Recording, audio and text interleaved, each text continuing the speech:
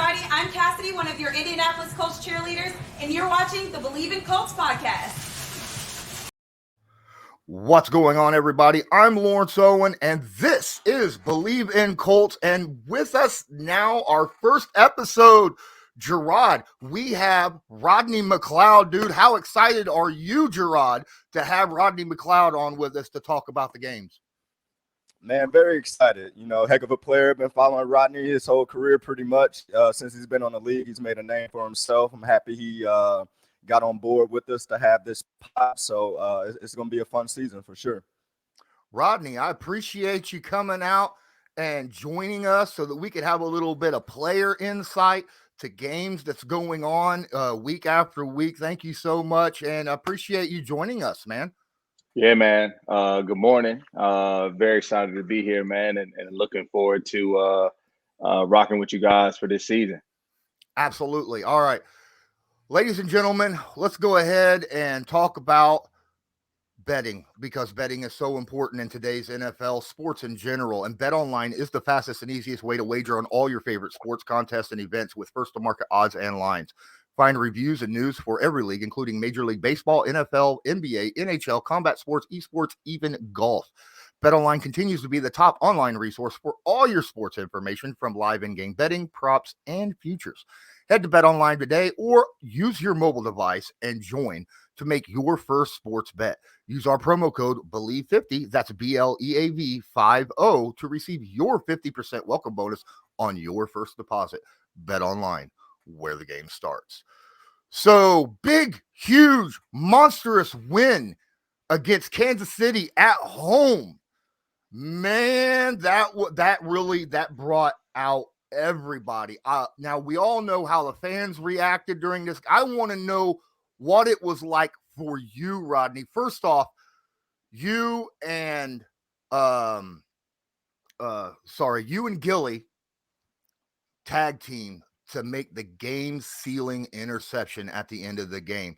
You've been in the league quite a while, my guy, and I am curious.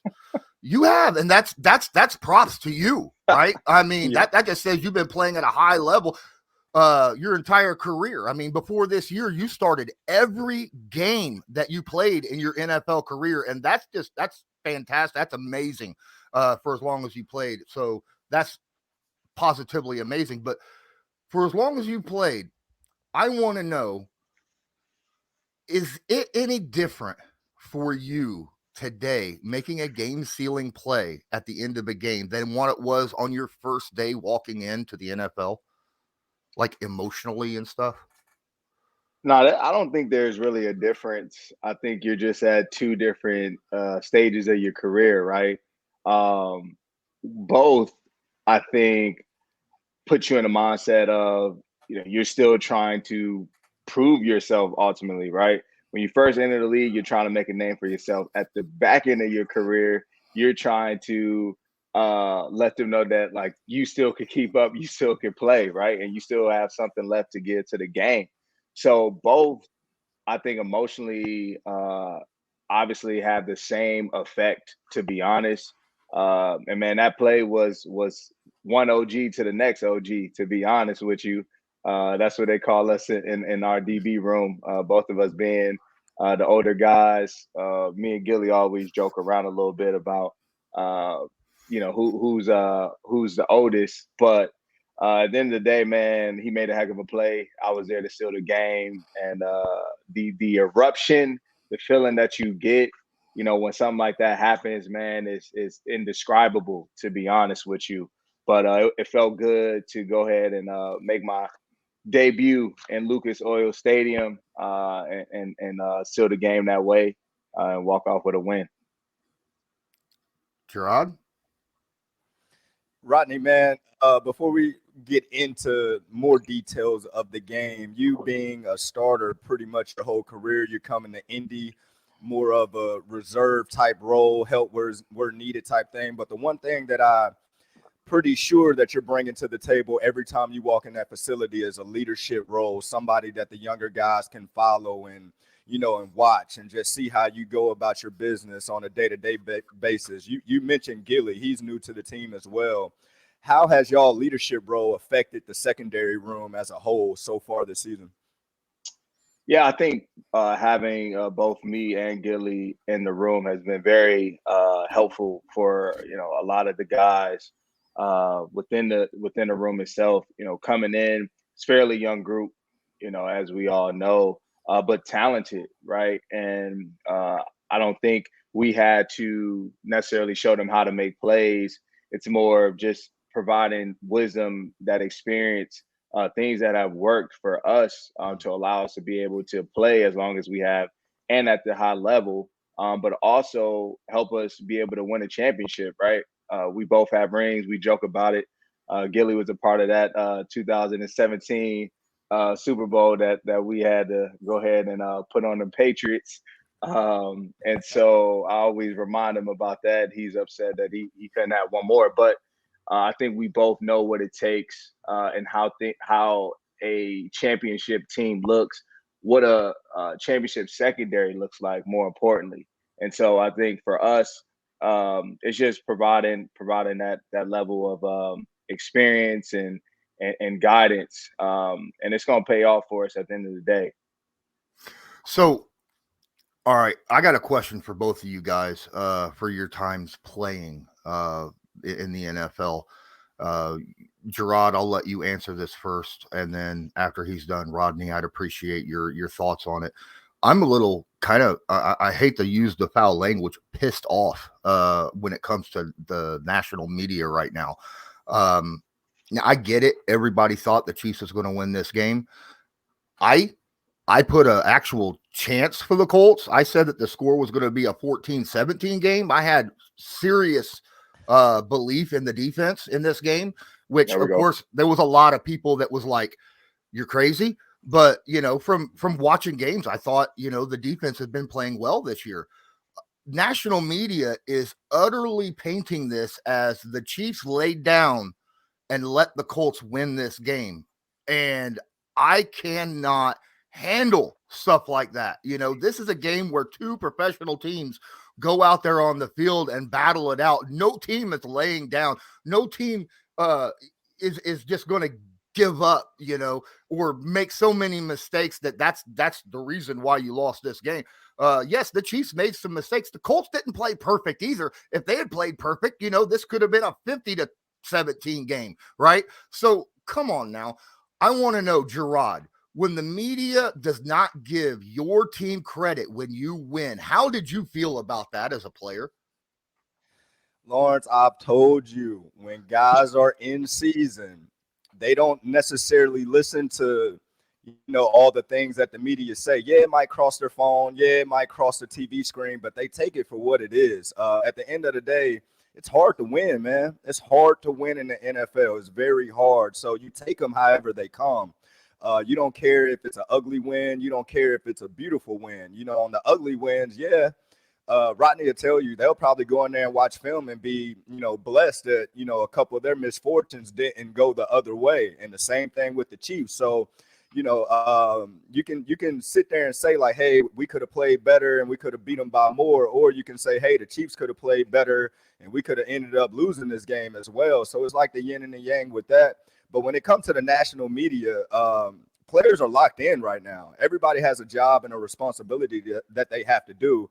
Yeah, outside of the game, you want to, market your brand and you want to, do things with the media to kind of showcase your personal brand and the things that you do. But when it comes to the football team and, playing on Sunday, I promise you, Lawrence, you are blocking out all of that stuff because everybody in the NFL knows how hard it is to win.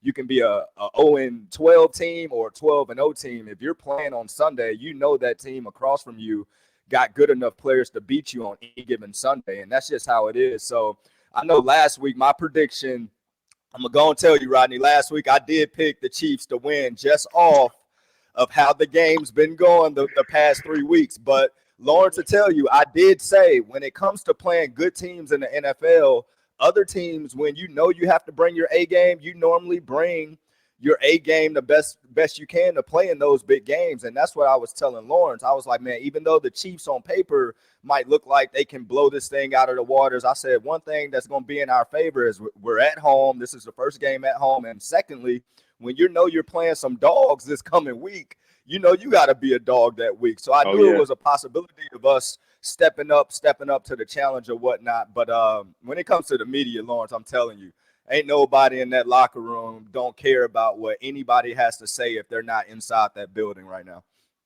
Really? Rodney? No, that's true. I think Jerraud hit on it, man. As a player, you kind of have that horses mentality, like the blinders are on, right? Like as a team, you're running your own individual race. I know personally for me, I've never been a big fan of following my own clippings, throughout my career, because I feel like the media will hype you up, the media will tear you down, right? So at the end of the day, I like to keep it even keel, and just really focus on the next week. But going back to the game, I don't think it was a shock for us knowing what everyone was saying outside the building and what they believe was true, is that the Colts aren't a good team. Internally, we knew who ultimately we could be. We weren't living up to that standard, our standard, not the standard that the media set or anybody else, but the standard that we have for ourselves. And I think that we had to go back to the table and do some self-evaluation. So, going into, KC week, as Jerraud said, we know who's coming in town. You know what I'm saying? We know Mahomes is coming in town. We know Kelsey's coming in town to put on a show ultimately, right? Like that's what they want to do. And we said otherwise, to be honest with you. We knew our abilities within that locker room, man. We know our hearts, more importantly. And you saw that on display, from every phase of the game. And I think it's unfair to say the Chiefs necessarily gave the game up. That's part of the game, right? One of the best players ever to put on a helmet, Tom Brady, capitalizes on the defense's mistakes. That's what's made him who he is. And it's part of it, right? I mean, Jerraud knows you have a miscommunication, right? And that could ultimately turn into 6 points. You have a muff punt. Special teams is a part of the game. Those things are vital. We talk about the little things. All the little things matter. And it showed in that game and in various ways. And special teams came up big. 2 missed field goals, muff punt. Field position was very key. And we talked about that all week. And honestly, we capitalized on their mistakes. And that's what you want to see, man. So I think it's unfair, for them to make that statement. But if that's what they want to believe, then hey, we'll keep, proving ourselves that we are who we think we are, at the end of the day. Shout out to, my man, Dennis Green. Jerraud? No, but that like he said, he like Rodney just mentioned that everybody had to look at themselves in the mirror. We talked about that a couple pods ago, and you asked me, I Bleav, if I was the leader of the defense right now, what would I be telling the defense? And I was just like, everybody just got to do their job better. It's not like one specific thing. It's not like we got one player that's playing hero ball or anything. Everybody, I thought, just needed to get better at their own job, their own responsibilities, self-check, evaluate themselves in the mirror, see what they can do to get better. And then when you go on Sunday, you hope all those puzzle pieces got better. So when we put it together on the field, we execute and it works to how we game plan for that entire week. That's what you hope every week, even after wins. It's the same thing. Let's evaluate ourselves. How can we get better? Let's get better to the best that we can personally. And then on Sunday, you want to put it all together as a team. So when Rodney says, hey, we capitalize on the special teams, that's something you talk about during the week. Capitalize on your opportunities at special teams, just like defensively. When we played Jacksonville, I was like, man, those opportunities Gilly had as interceptions, even though we're playing bad, that could have been some real game changers. I don't have to tell Gilly that. Gilly knows that, so it's just when those opportunities come, you just hope we can take advantage of the opportunity when it presents itself. And it feels like this week, even though it was one of those ugly type of wins, but if that's what you got to do to win games, it looks beautiful in my eyes. I love defensive matchups when it's the pressure is on the game, and the pressure is on the line, and you got Pat Mahomes with 50 seconds left in the game, and you've seen this story over and over and over, and now it's your turn to kind of, I guess, change the story a little bit. But I thought last week's game was beautiful just because of the defensive matchups. The offense, we're still trying to find ourselves. It's not pretty at all. It's not, who they want to be or who we want to be at the moment. But like I said, before the season, I felt like the defenses had to be the backbone to start. Jonathan Taylor has to be the face on offense to start until we figure things out. And it seems like defensively, we're starting to, turn that curve. Houston kind of started slow, didn't play bad, didn't play great. Jacksonville didn't play bad, didn't play great, and then all of a sudden we get to Kansas City and it seemed like we took a couple steps forward and kind of, I guess, showing the world who we are as a defense, our own identity, our own personality. I think the turnovers are going to come because that's Gus Bradley all day. He preaches turnovers, and I know that. And I think the turnovers are going to come. Eventually the pass rush is starting to get to Mahomes. I think we pressured them a little bit, got them flustered a little bit, but I like the direction that we're headed, man. If we can be I'm telling you, Rodney will tell you, if we get towards the end of the season and the defense is playing lights out and the running game is going, I don't really care what the passing game is doing. That's all you need to win football games at the end of the day. So if we just continue to get better week in and week out, man, I'm telling you, we still got the guys to get this thing done.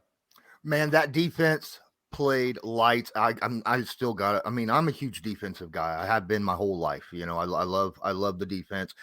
The Colts defense, especially that front seven, especially that defensive line, really played phenomenal all year. Especially against Kansas City, man. They pressured. I think I saw a stat where Patrick Mahomes was pressured on 28% of his dropbacks, and the Colts only blitzed twice, right? I mean, my waiting on, right? absolutely, on that, right? absolutely. Yeah. And then you go and look at the yards per carry that you and your unit is giving up right now. 2.6 yards per carry giving up. That is the best in the NFL. Other teams so far through 3 games have rushed against the Colts 88 times. That's the 7th most in the NFL. And yet you're still only giving up 2.6 yards per carry. And that's including the head scratcher that was given up in Jacksonville, that 40-plus yard run that was given up there. And scrambling quarterbacks, where, Patrick Mahomes is able to take off, when things ain't going his way, stuff like that. Yeah. What does having a stud run defense do to help you in your specific pass coverage? Man, it's amazing. Let me tell you that. But that's goal number 1 each and every week. Sure, Jerraud, to tell you, man, you never want to be in a game where a team is literally doing any and everything. You know what I'm saying? Because they're never off schedule. You have to keep the offense off schedule. So rule number 1, man, is stop the run. And so we've been very dominant up front, man. Shout out to the big guys up front. Them boys is getting paid a lot of money up there to, of course, sack that quarterback. But we got some dogs up there, man, who stop the run very consistently. Shown, and linebackers again downhill.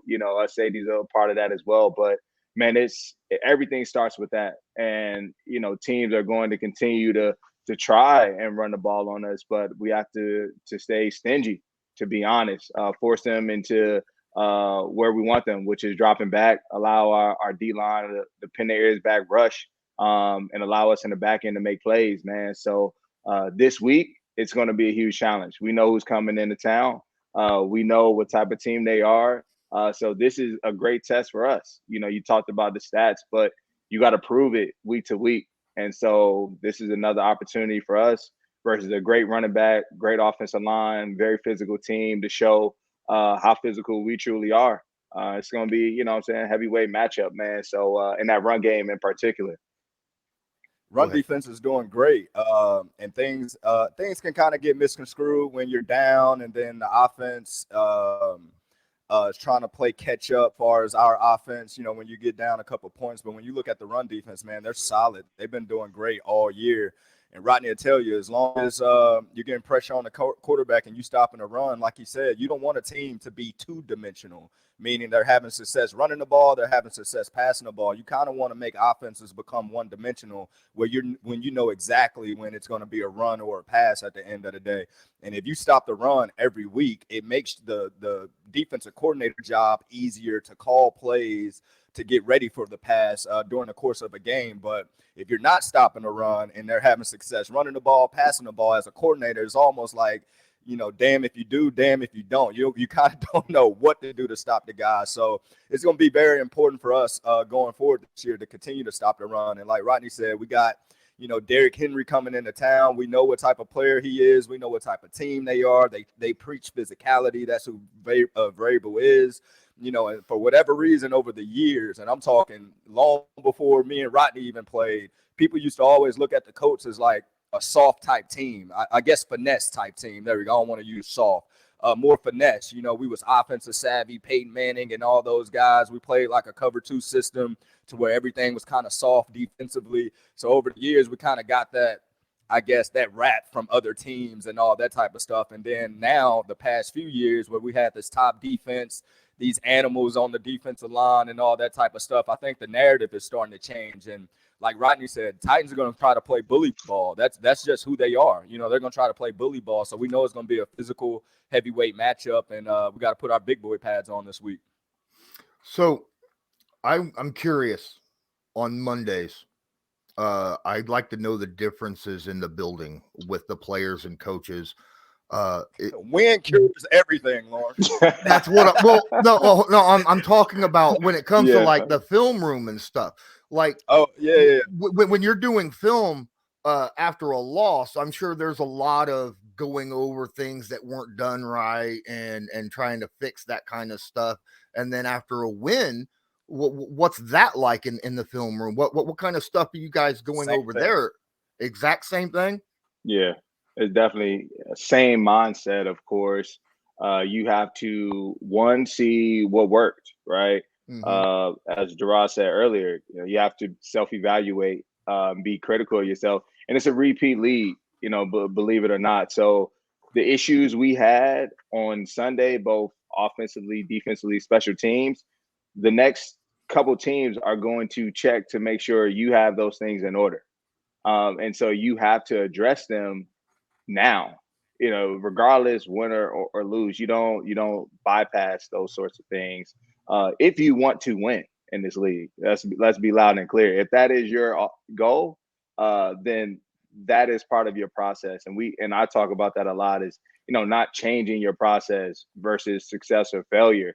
You have to treat both the same at the end of the day. And so be very critical of yourself, go back to work, get better at something, and put yourself in the best position possible, to be able to succeed that following Sunday. So yeah, it lessens a lot of the tension in the room after a win, right? Like there's a lot of smiles, but at the end of the day, we still have a job to do.